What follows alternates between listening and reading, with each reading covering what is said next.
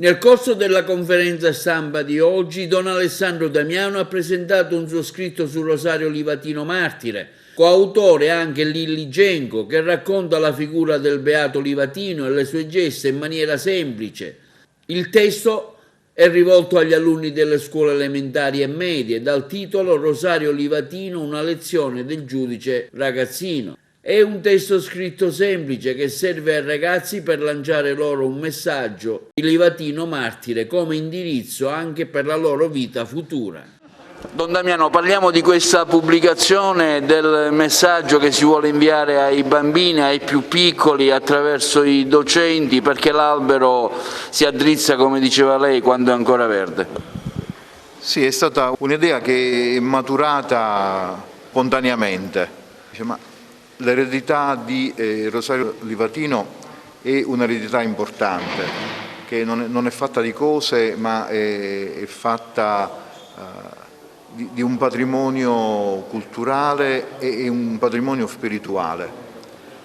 Se si vuole trasmettere questo patrimonio non si può iniziare dalle aule accademiche, non si può iniziare nemmeno, come si suol dire, dai pulpiti o dalle conferenze, dalle giornate di studio, tutte queste giornate dedicate che, consentitemi, a volte sono un po' come messaggi effimeri di WhatsApp, durano 7 giorni e poi si aspetta l'anno successivo per rinviarli.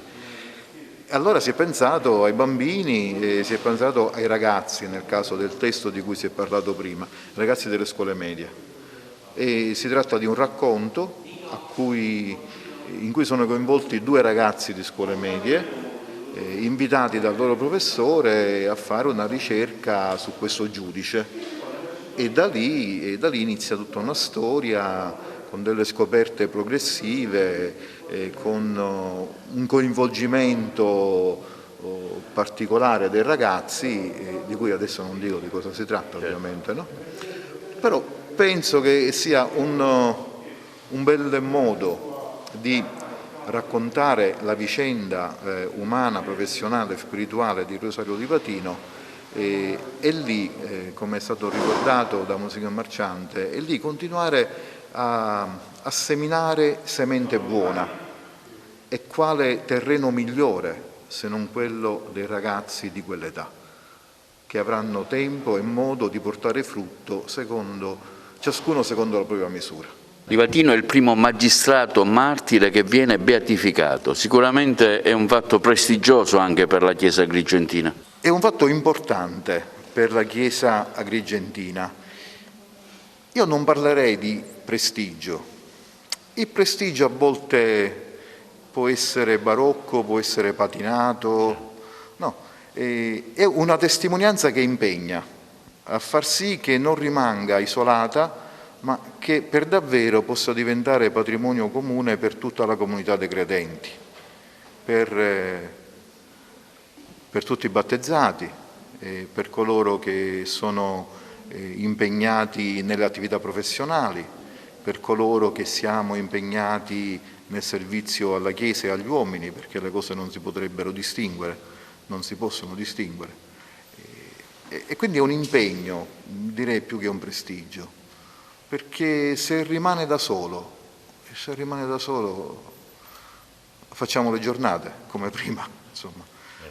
Quindi credo proprio questo, che per la Chiesa agrigentina, per la nostra terra di Sicilia, che gioca sempre con luci e ombre, con martiri che raggiungono questo posto nella Chiesa, l'essere beati, come domenica sarà Rosario Livatino, come è stato Pino Puglisi. E poi ci sono quelli che non sono beati, ma non sono meno santi, direi Diana, ma anche laici squisiti, Borsellino, no? E al di là delle dichiarazioni di appartenenza di fede, Falcone e tanti altri.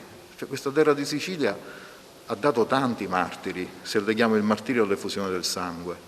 Il momento viene anche, dico, il momento è importante anche perché verrà ripreso anche dalla RAI in Mondovisione, per cui chiaramente è bella la cosa, no? È un messaggio importante. Questo penso che sia un servizio ottimo, viste le condizioni a cui ci incatena, direi, la pandemia, il contrasto ai contagi.